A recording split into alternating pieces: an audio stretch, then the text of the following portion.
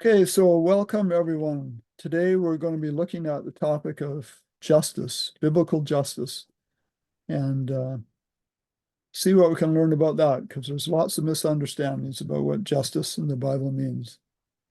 So we've got quite a few verses. So let's start with Psalm 33:5.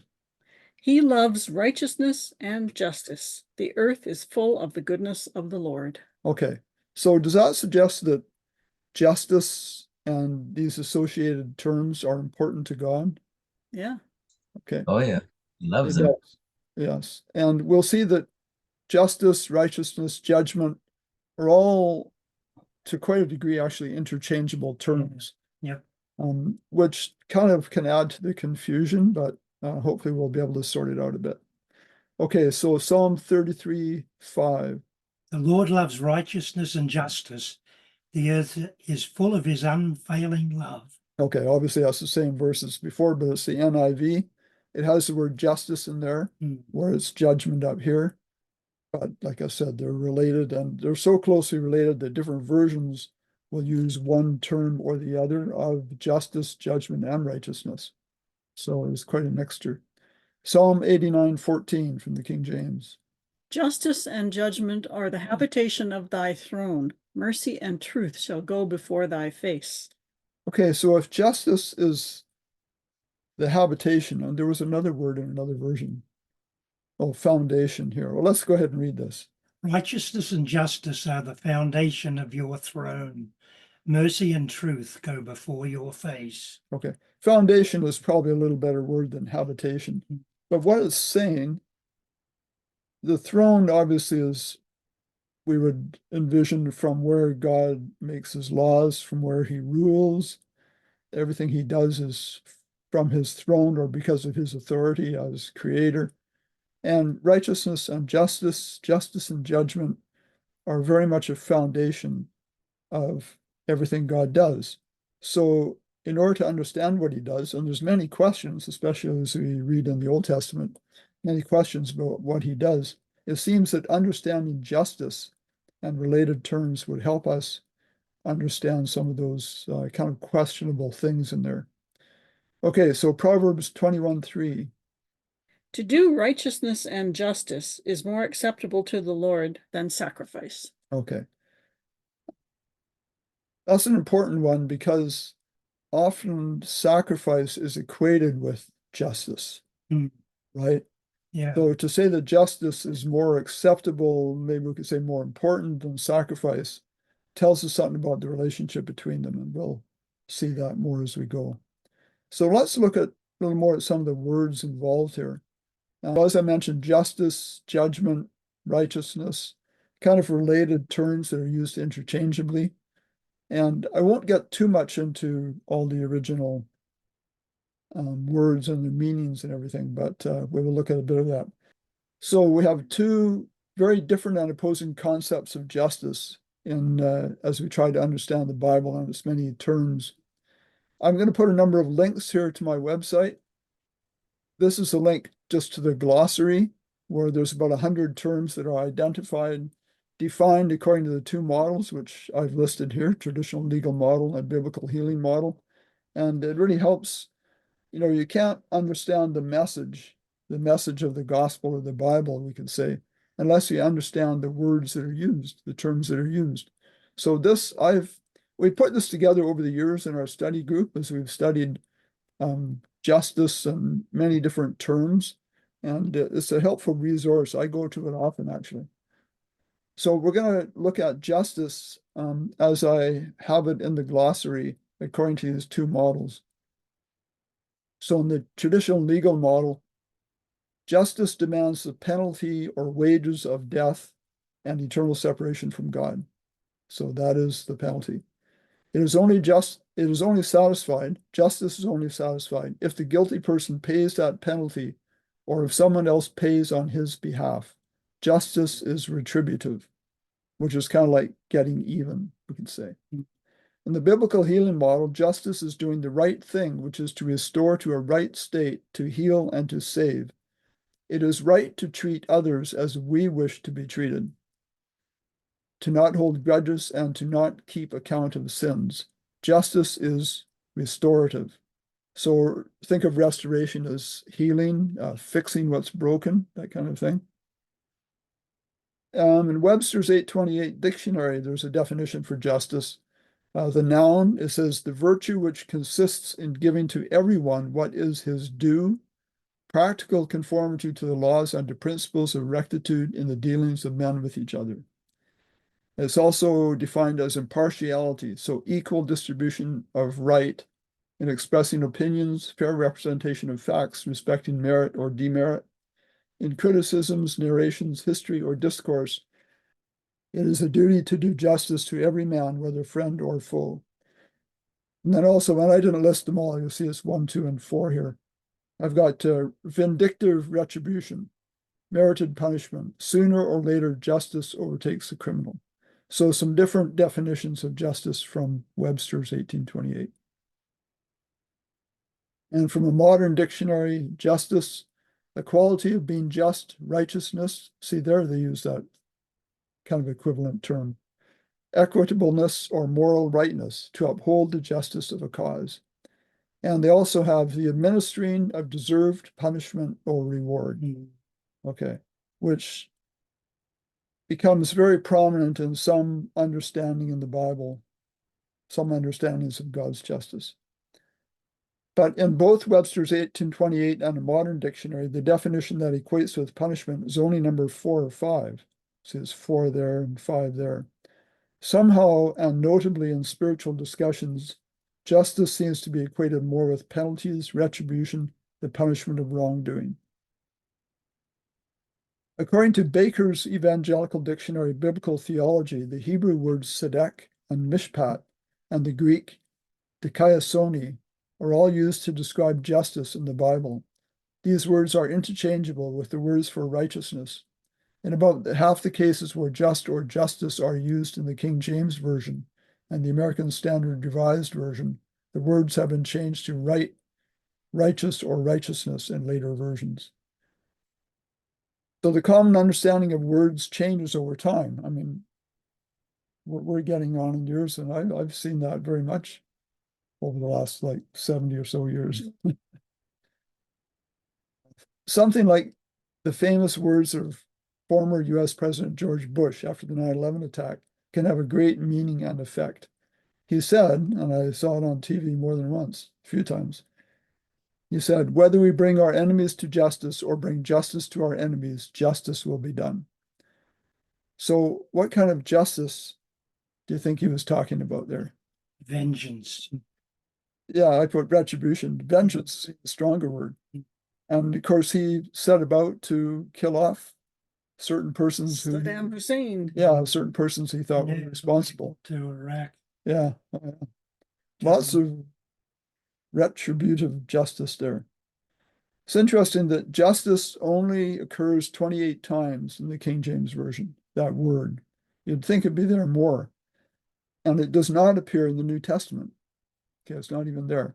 It's always from these 3 strong numbers, just variations of the word. It's significant, isn't it, that it's not even in the New Testament. Right. As we mentioned, though, righteousness and different terms are very close, and you'll see those terms. Okay, so those H6663, and is that from Tzedek or Mishpat? It's tzedek. Tzedek. Yep. Mishpat is this number here, actually. So let's read Job 36:17. But thou hast fulfilled the judgment of the wicked. Judgment and justice take hold on thee.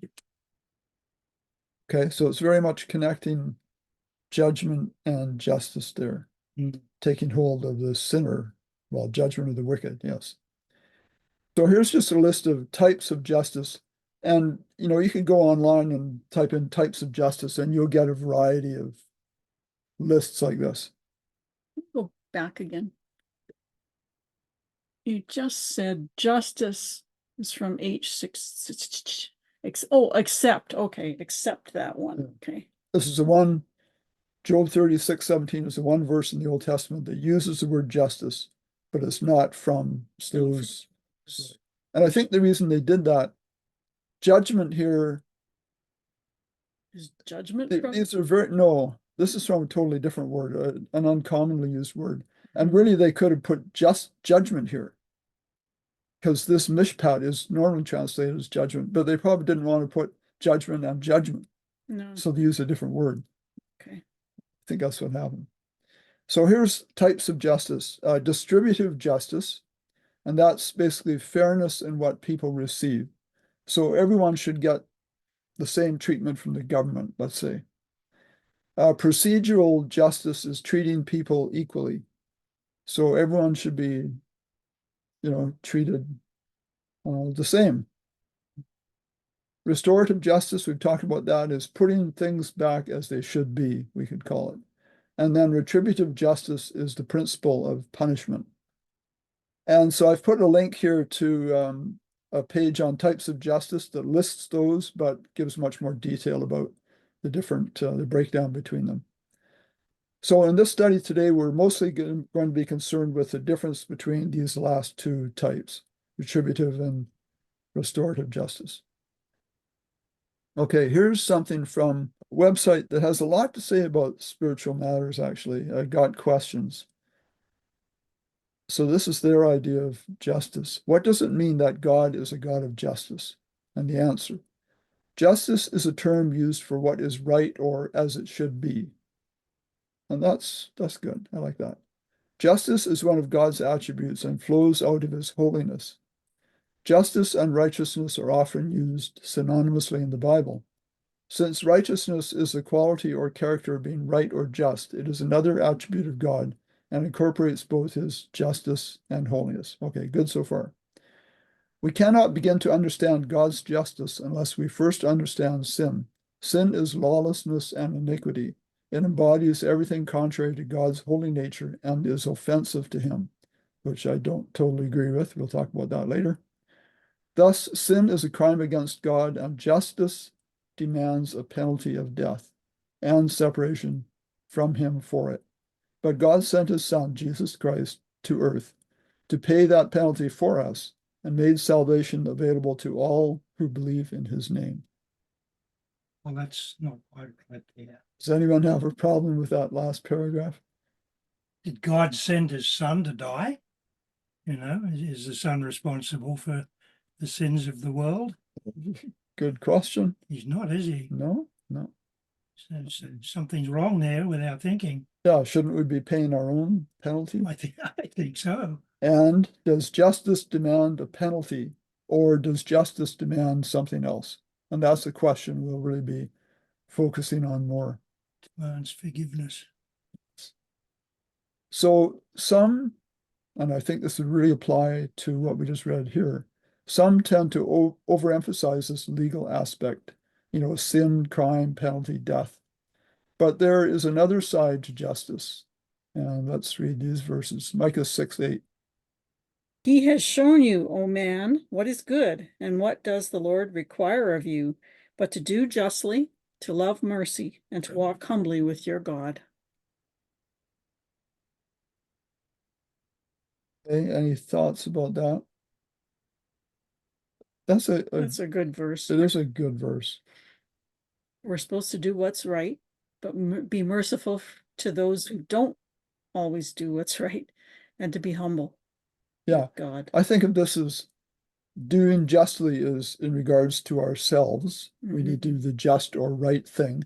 Love mercy is referring to our interactions with others. And walk humbly with your God is obviously our relationship with God. So it's kind of bringing all three levels of self, others, and God. So in me, horizontally and vertically, we could say. Psalms 82:3. Defend the poor and fatherless. Do justice to the afflicted and needy. Okay. Even in English, when you see this colon or even a semicolon, it kind of implies a connection between the two parts of the sentence.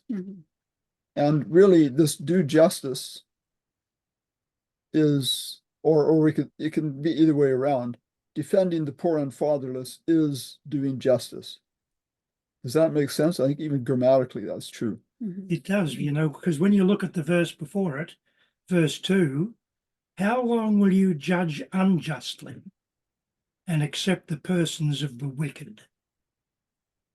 So verse 2, it helps too, I think. And it tells us to ponder that with Selah. That puts it more in context. There's a lot of injustice in the world, and we're to It's do horrible, isn't it? justice. Just complete imbalance. Okay, Isaiah 1:17. Learn to do good, seek justice, reprove the oppressor, defend the fatherless, plead for the widow. Okay, Judy's reading from the New King James, and there it has justice instead of Mhm. judgment, but it's all that same word. Hmm.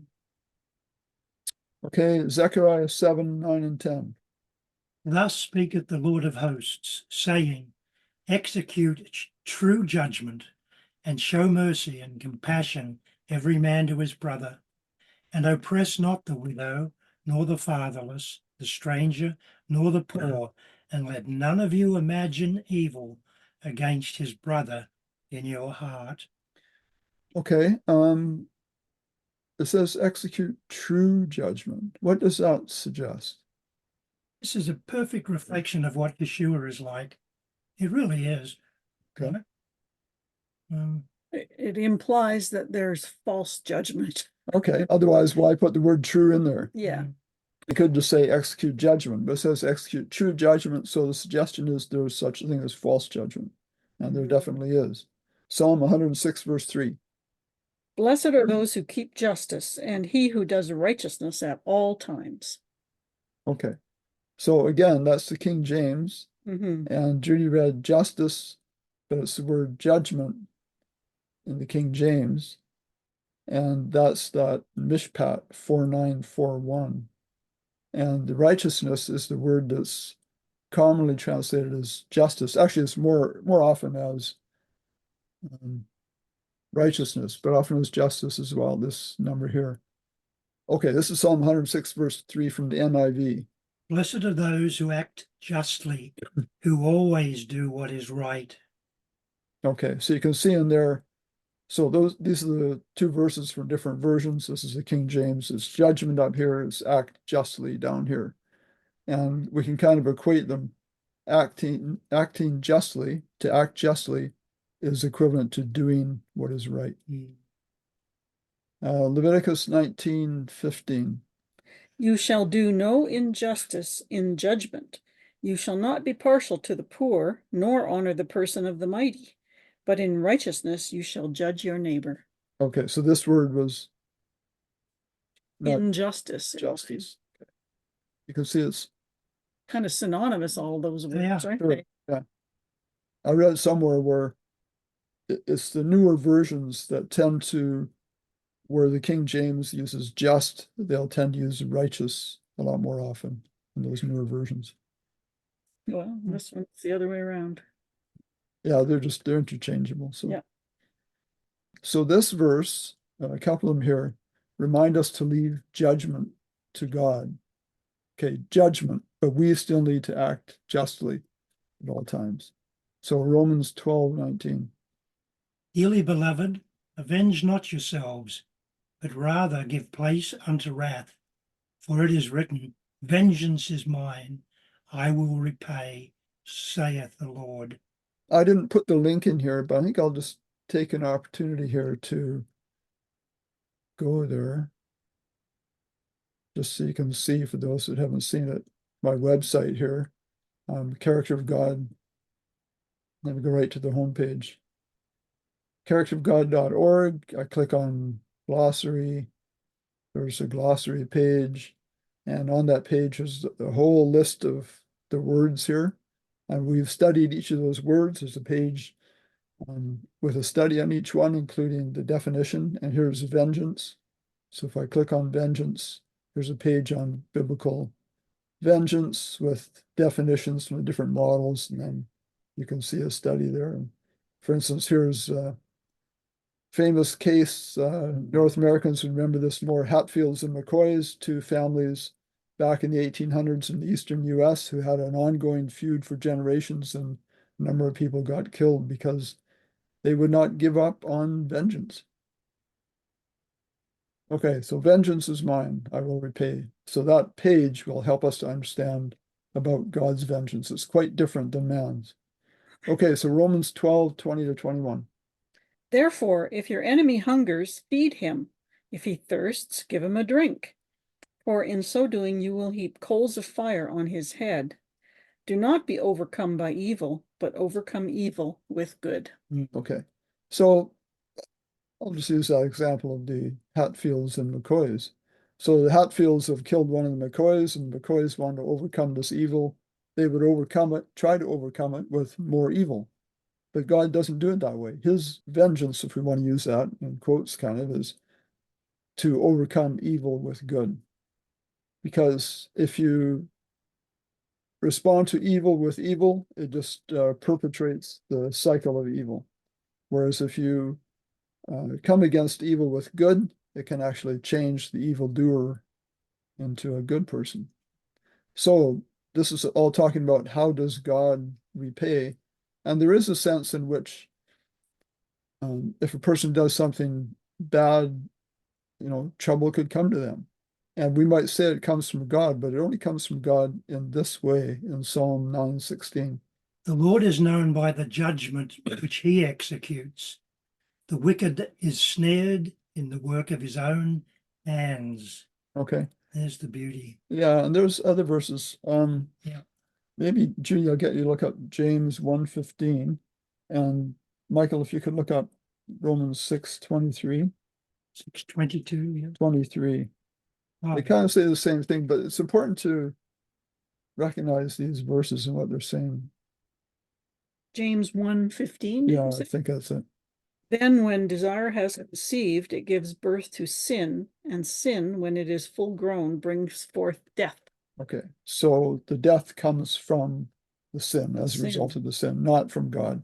And then Romans 6:23, Michael? but the wages of sin is death, and the gift of God is eternal life Okay, through Jesus Christ our Lord. so the wages of sin is death. And I think it's the Good News Bible says it more plainly. Sin pays its wage, Right. death. So the death is kind of an execution, but it doesn't come from God. It comes from the sin itself. It's the results of our poor judgment. Yes. Okay, we read that, but I don't think we read this one from the NIV. The Lord is known by his acts of justice. The wicked are ensnared by the work of their hands. Okay, so the same idea, but here it does use that word justice. Okay. And that's interesting verse because the Lord is not known by his acts of judgment by most. It's only known by them who have already or are beginning to understand what this whole process of justice is about. Right, right. That's a good thought, actually. So let me put it this way. The Lord is misunderstood by his acts of justice that are misunderstood. That's how I can put it. Yeah, anyway. We see a plague happen and we think that's from God when it's not. And so we think God is a certain way when he is not. We think he is executing retributive justice, and he is not. He's just allowing the natural results of events to occur because God's laws are design laws, natural laws that have cause and effect. They're not imposed arbitrary laws. There's two ways of understanding law, and that's a very important concept to get as well as justice. So his justice is to let the wicked be snared in the work of their own hands. That's sort of Can't prevent it. No, he It's can't. He wants to, but he can't. But another way to say that would be the Lord is misunderstood by his apparent acts of justice. Okay. Yeah. That would be good. Basically, I think it's just about one of the biggest principles that God operates on. Because he is a God of love, he does not force people to love him. One of the biggest principles is he honors our free will. That means that he lets us do whatever we want. And in letting us do what we want, he needs to also let us have the consequences of what we do. unless we realize what we've done and ask for mercy. 'Cause, yeah, Yeah, he can intervene in situations, yeah, but only if it's asked. And he will allow the results of what we do to happen. So it's, even sometimes when we repent, we still reap the results of what we've done. yes. I think later on I touched briefly on David's sin in regard to Bathsheba and the murder of Uriah the Hittite. And, he sincerely repented, David did, Mhm. and God honored that repentance, but there was negative results that came anyway. They were stopped. Yes. Yeah, quite a few actually. Yeah, in fact, he said when Nathan the prophet came to him and identified him as the sinner, he said it should be repaid 4 times.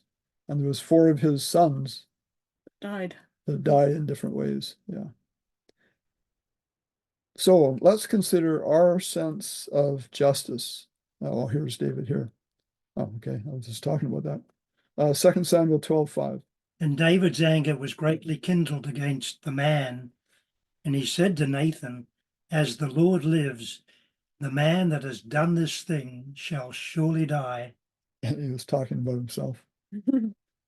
Okay, so this is an example of David's sense of justice, but I think that's very similar to ours. We might say the same thing. People cry out for justice all the time. Mhm. And I notice, we listen to the news on the radio at times and you hear things. It seems like the news is pushing a lot of stories about justice.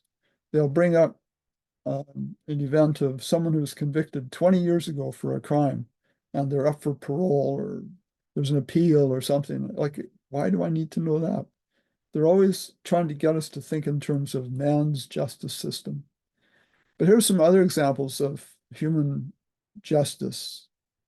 Yeah, the idea of our sense of justice. Okay, so Nehemiah, we're not going to read these verses, but Nehemiah was outraged at the wealthy Jews exploiting their poor brothers. Amos condemned corrupt courts and oppression of the poor. Isaiah denounced rulers who ignored orphans and widows. James condemned rich oppressors that were withholding wages from workers. There's a number of examples they could find like that. So they're upset about injustice that they see. Yeah, yeah, yeah. I don't know if I said it right, but that's So right. that's why they're angry Yes. or condemning or denouncing or whatever. Yep. It's just to point out that our sense of justice that we might feel over some situation was common to people in the Bible. Okay. So at the start, I said that justice is either retributive or restorative. In retributive justice, the person is punished or harmed in some way. For what purpose and what does that achieve? What good does it do?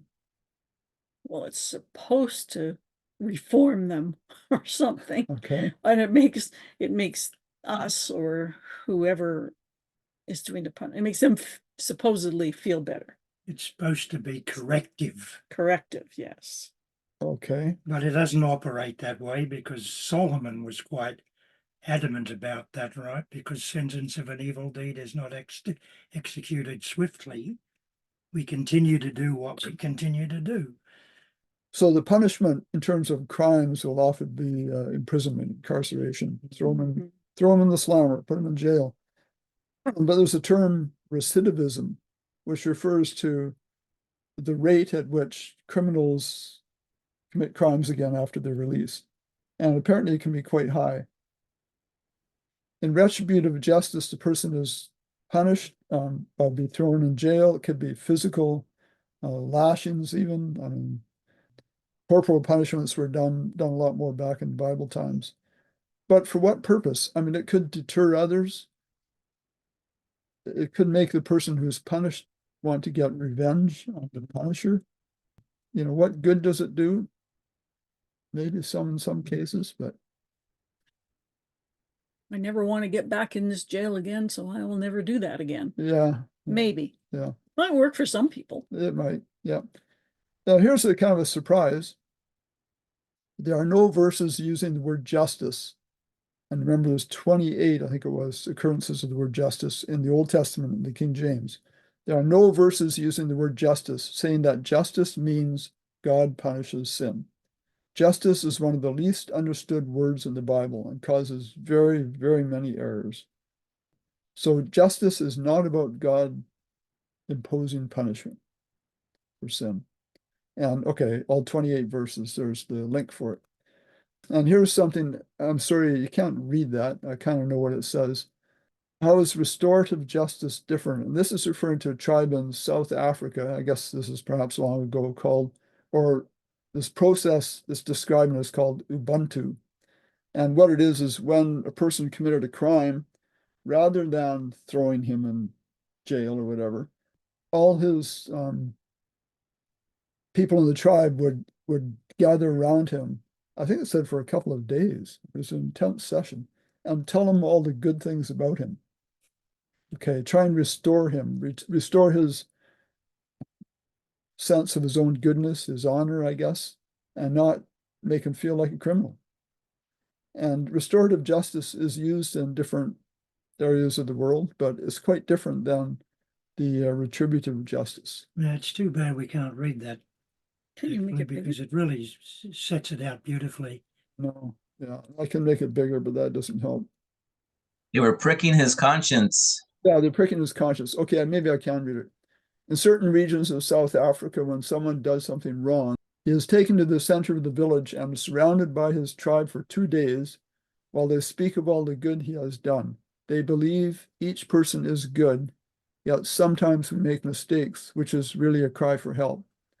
They unite in this ritual to encourage the person to reconnect with his true nature. The belief is that unity and affirmation have more power to change behavior than shame and punishment.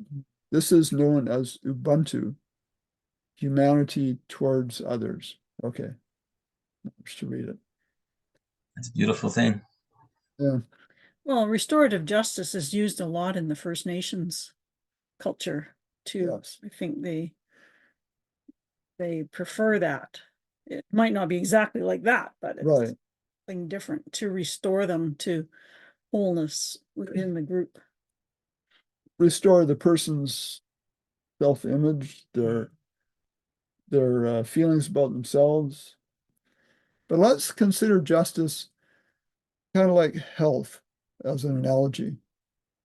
Okay, so when you think of justice and the justice process, there's an investigation of a crime, let's say. There's sentencing if the person is found guilty, and then there's punishment, jail time or whatever.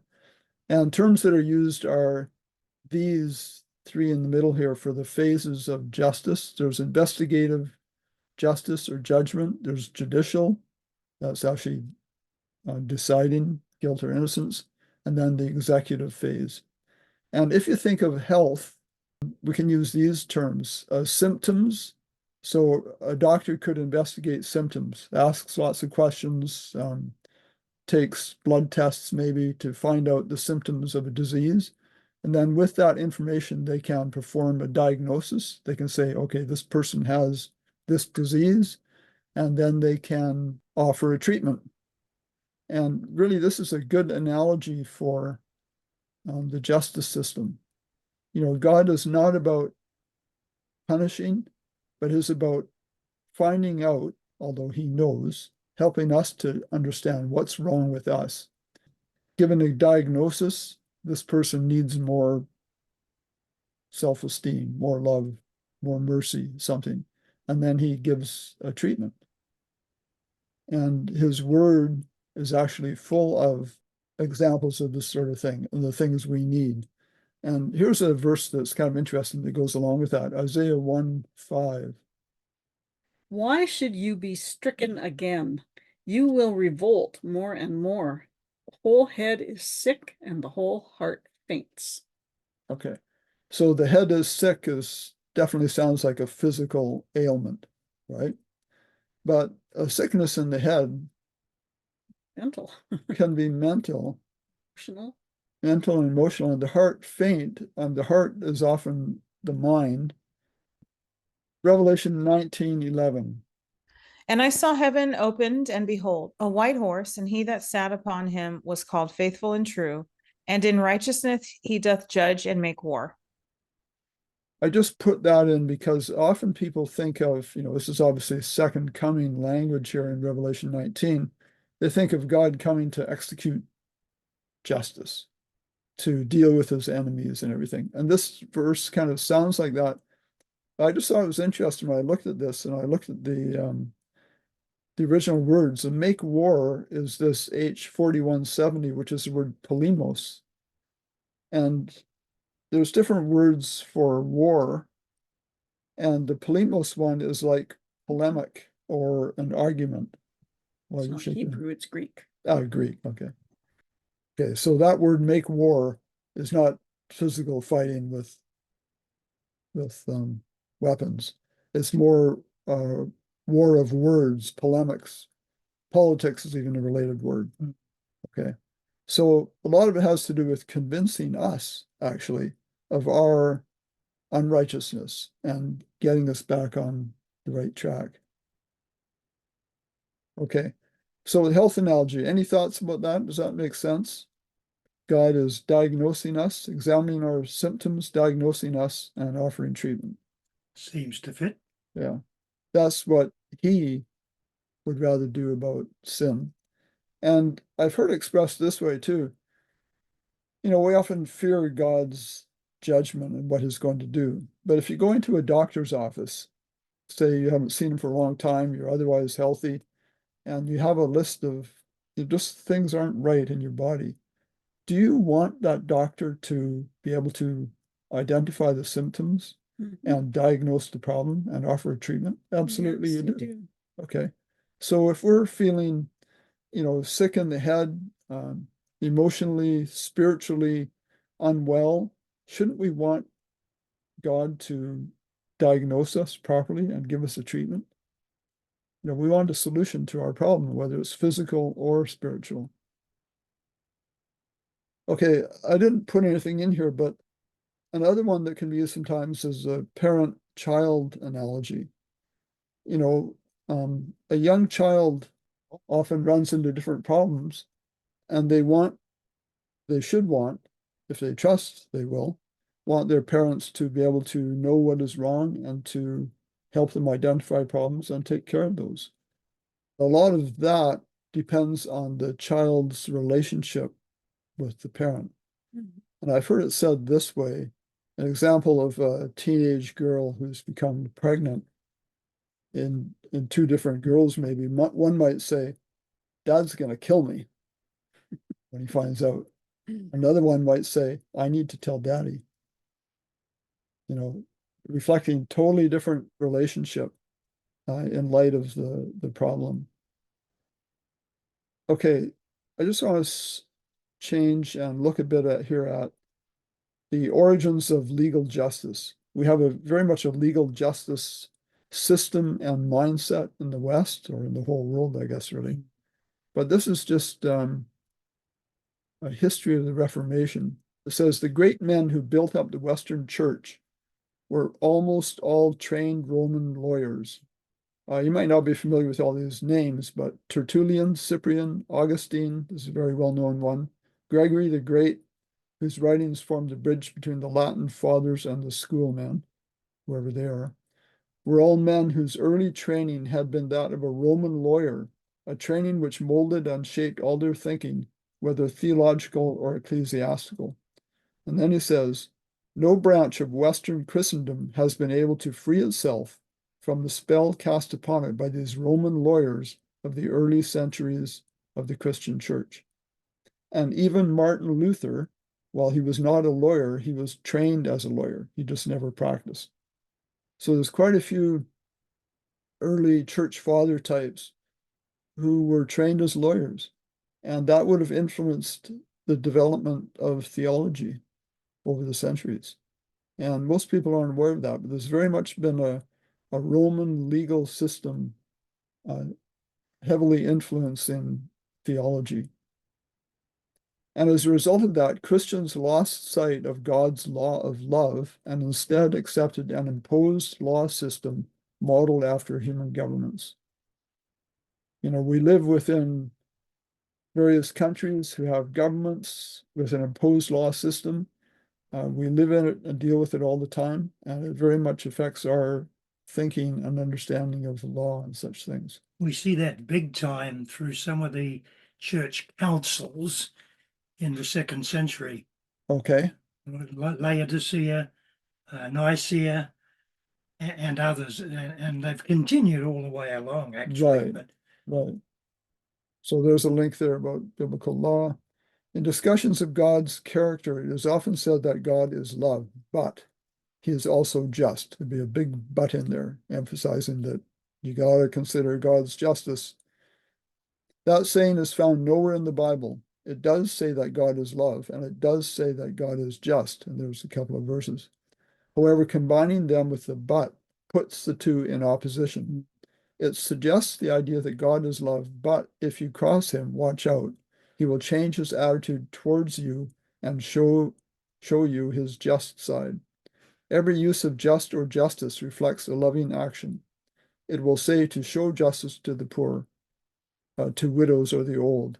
Never does it reflect the idea of retribution, as many suggest. And I mentioned that earlier, is that there's no use in the King James Bible, at least, of the word justice that suggests God is punishing. Yeah. Okay, so that's a bit of our misunderstanding of justice and how it came about.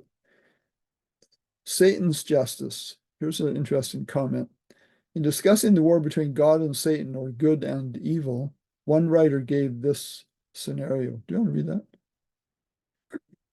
In the opening of the great controversy, Satan had declared that the law of God could not be obeyed, that justice was inconsistent with mercy, and that, should the law be broken, it would be impossible for the sinner to be pardoned. Every sin must meet its punishment, urged Satan.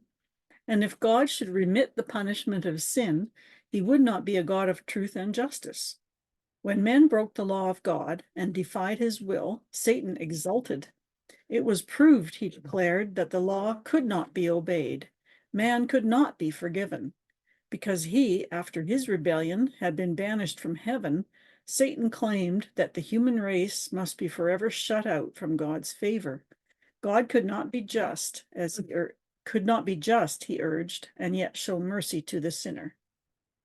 Okay, that's from a book called The Desire of Ages. So in Satan's thinking, every sin must meet its punishment. Some punishment, some damage, some penalty must be imposed upon the sinner in every case.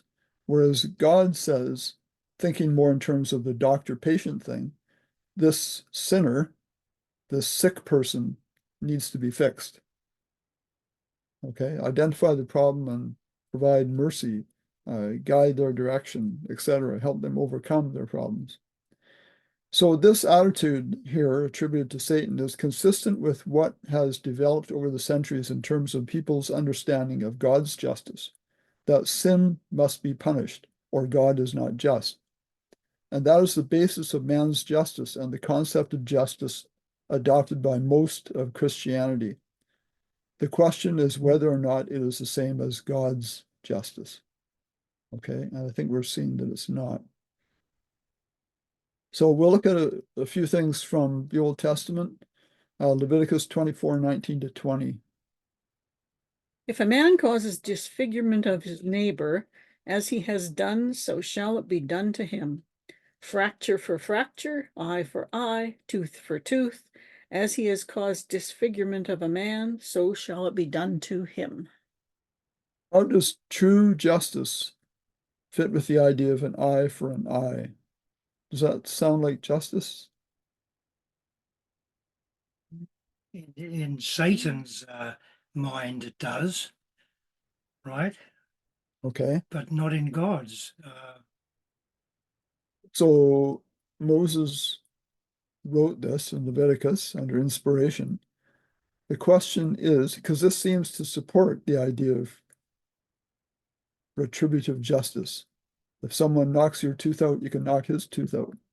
The question is, was Moses giving a law or setting a limit? understanding that God's revelation of light is progressive as we're able to bear it, and that Jesus is the ultimate expression of the character of God, what does Jesus say about an eye for an eye? Okay, and I didn't, Doesn't Jesus say 70 times 7, turning the cheek? That's what he told Simon Peter. good, thank you. I Yeah, didn't get a forgiving. verse in here, but that would be a good one for Yeah. that. Someone slaps you on one cheek, you offer him the other. So Yeah. You don't slap you him. don't slap him on the cheek.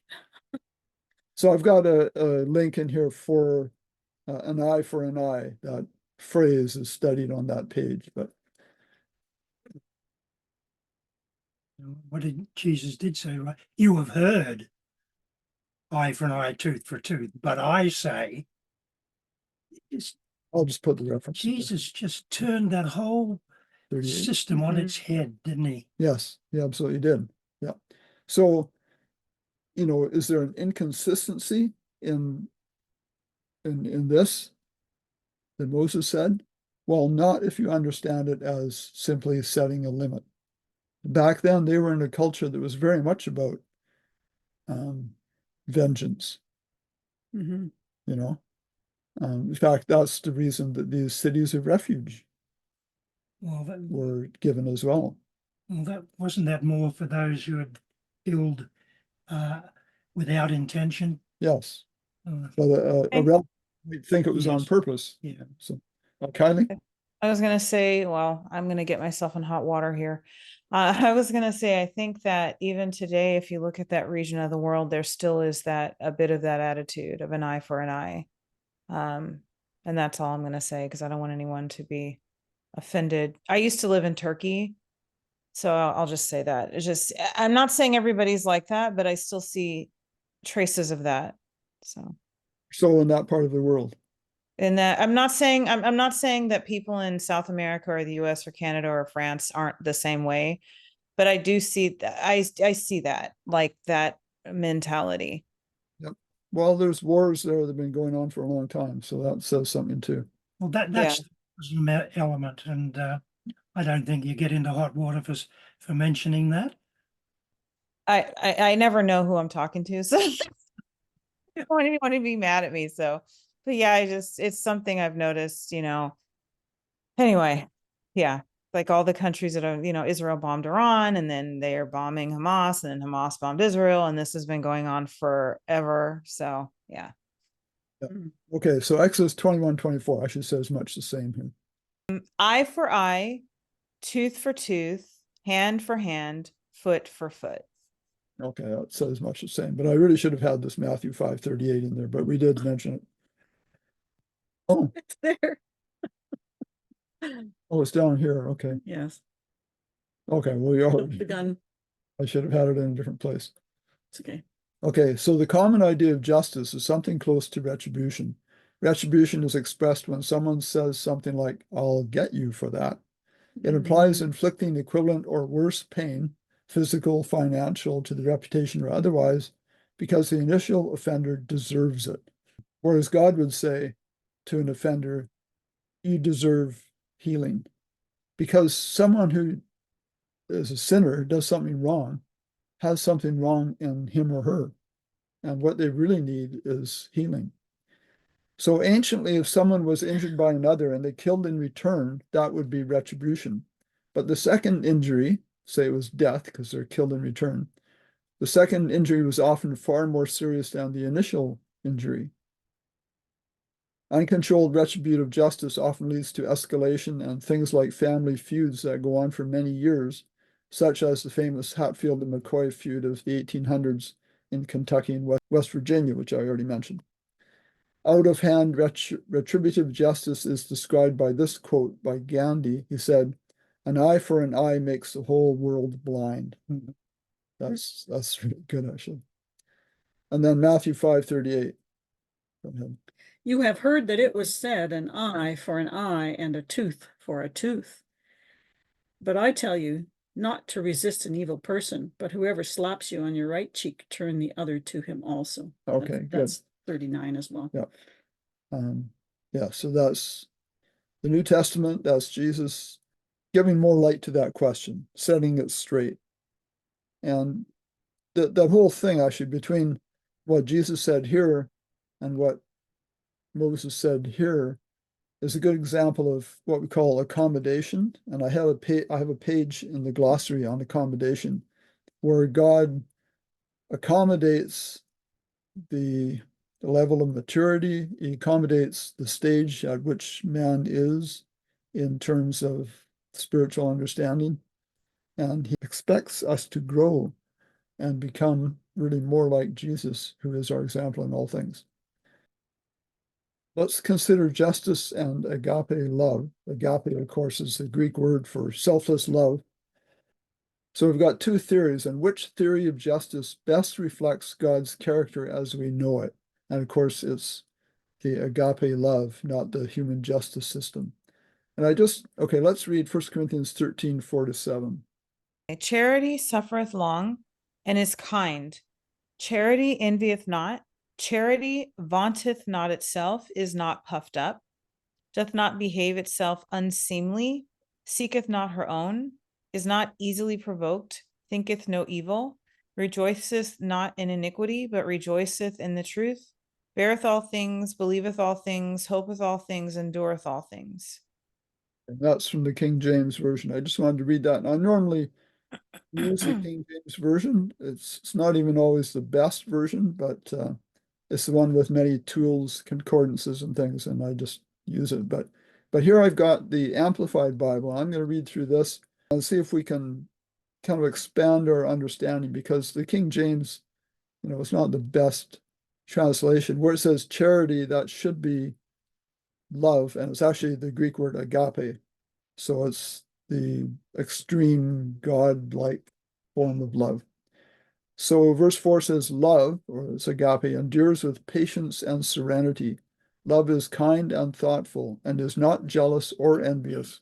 Love does not brag and is not proud or arrogant.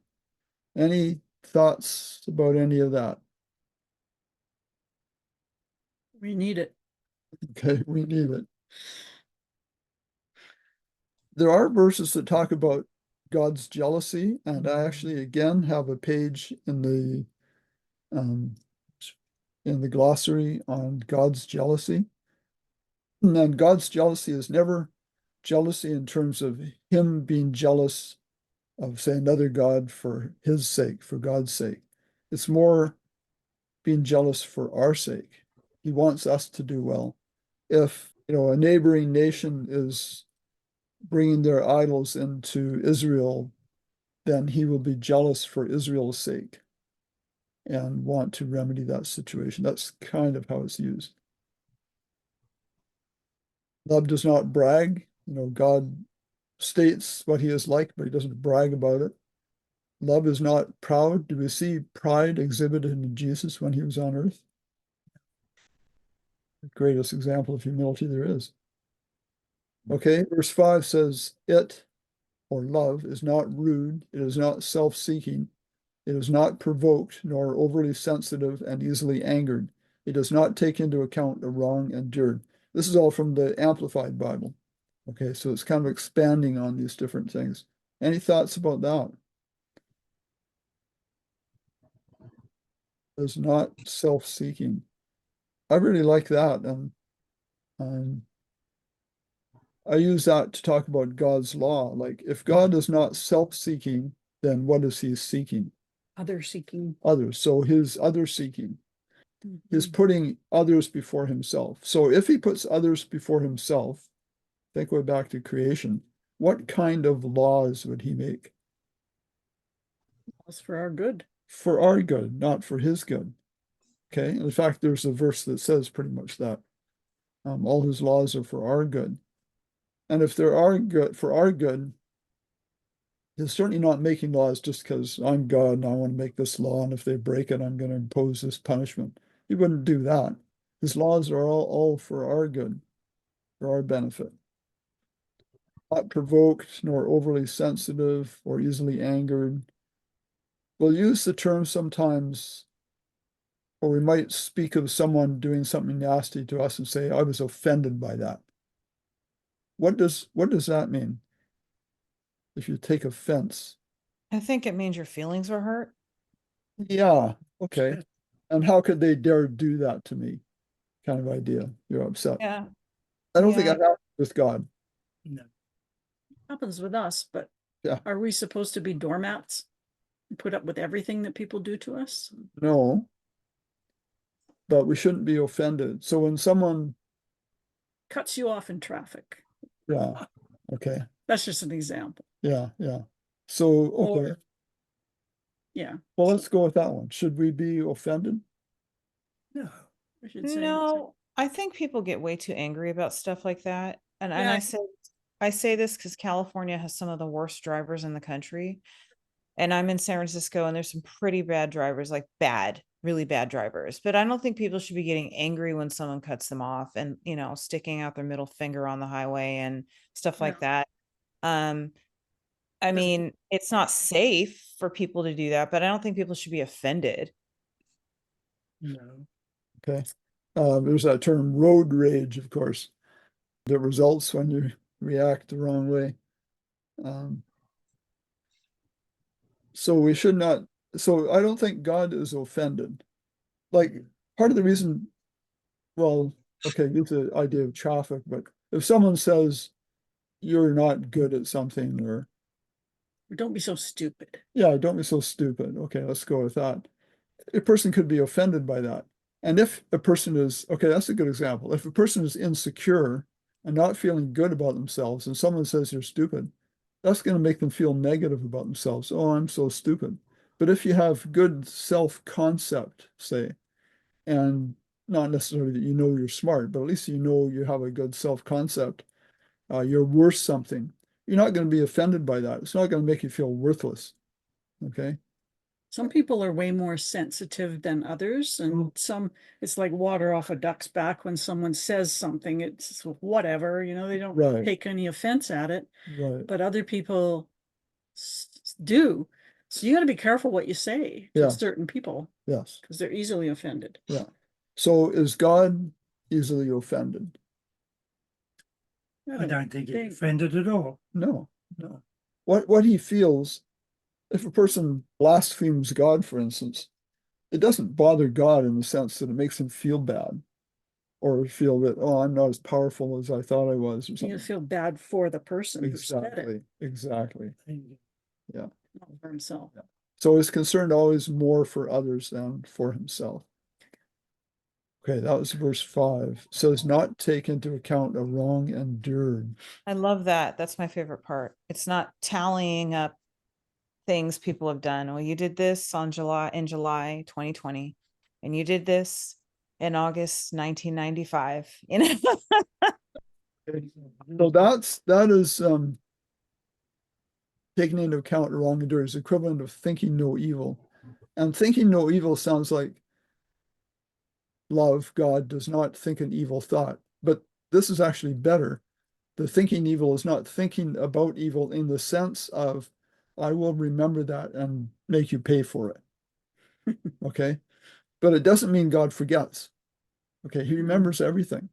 And even all those verses about casting our sins into the depths of the sea and stuff like that, God doesn't forget. He's omniscient, but he doesn't keep track of wrongs in order to make sure we're punished for it. Keeps no record of wrongs. Right. Because many people think that in the final judgment, you'll get so many minutes of fire for this sin and so many for that sin. And, every sin will be accounted for in that way. No, not at all. Verse 6, love does not rejoice at injustice, but rejoices with the truth when right and truth prevail. Certainly he rejoices in the truth, rejoices when truth about himself is being spread. Verse 7. Love bears all things, regardless of what comes, believes all things, looking for the best in each one, hopes all things, remaining steadfast during difficult times, endures all things without weakening. The thought I have about that most is love bears all things. Sometimes we'll talk about Jesus bearing our sins on the cross. And when we think of that, how do we normally interpret or understand that? He bear our sins on the cross. He's taking the weight of the sins of humanity. Mm-hmm. Okay, in what sense? Well, he's He took the blame for them. He took them so that we didn't have to take them. Okay, does that imply that he is being punished in place of us? the way the world looks at it, Okay, but we know that God doesn't require punishment, good.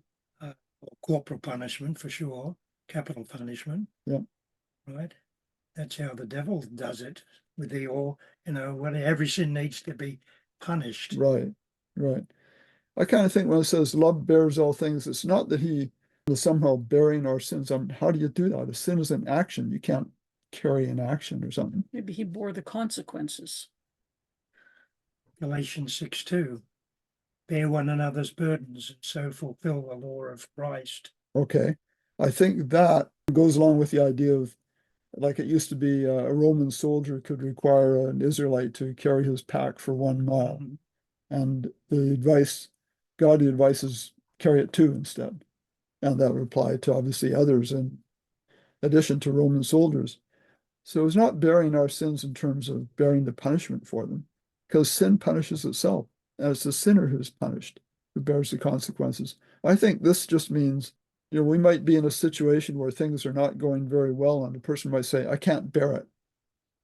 They're not carrying it, they're not holding it, they're not enduring punishment for it. They just have a hard time dealing with it. Obviously you still have to go through it. So when love bears all things, it's just that he doesn't give up on things, remains steadfast during difficult times.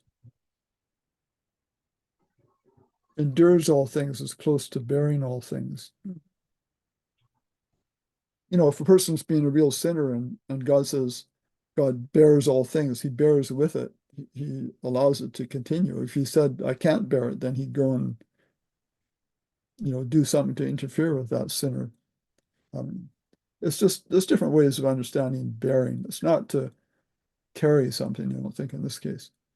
Okay, any other thoughts? Could it also mean to carry? Well, it can mean to carry. Like we mentioned, the idea of carrying a pack for a Roman soldier. I don't think that's what it means in this case. God's justice in the traditional legal model, remember I've got these 2 models, and the thinking of most Christians is all about payment for sin. Yeah. Someone has to pay the penalty. You do the crime, you do the time, or someone else does it for you. Somehow it's got to be paid for.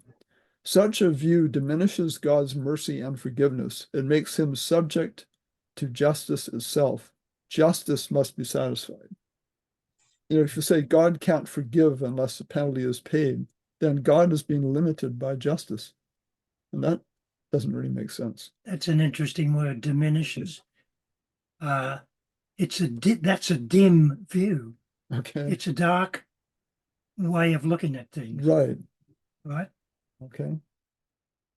According to the biblical healing model, God's justice is doing the right thing according to the law of love, which is to restore to a right state, to heal and to save. Justice, if it is truly done in love, is first seeking the good of others. It is not about keeping track of wrongs in order to even the score. Justice is restorative, aiming to restore the relationship with God. But if it is not able to restore the relationship because of a refusal to do it from the sinner's side, justice simply releases to the inevitable results of sin, which is death, because it's separation from God. So if a person wants nothing to do with God, God honors that free will choice, actually. Now I'm just going to go quickly to a verse, Job 22, and guess verse 15. Okay. Hast thou marked the old way which wicked men have trodden, which were cut down out of time, whose foundation was overflown with a flood? So this is talking about just the time before the flood. So these people said to God, depart from us. And in light of that, what can the Almighty do for them? Okay. His pleading with men, striving with men for that 120 years before the flood to get them to change their ways. They say, depart from us. He can't save them from the flood. Okay. He will not impose his presence on them when it's not desired. So they say, depart from us, and he says, well, you're going to suffer the results then. And the results of separating from God eventually will be eternal death, because God is the only source of life. So the refusal to do it very much comes from a wrong understanding of the character of God and his law. The character of God is the issue. Okay, and that's why I emphasize it so much. Yeah, so we'll stop there. Thank you, everyone.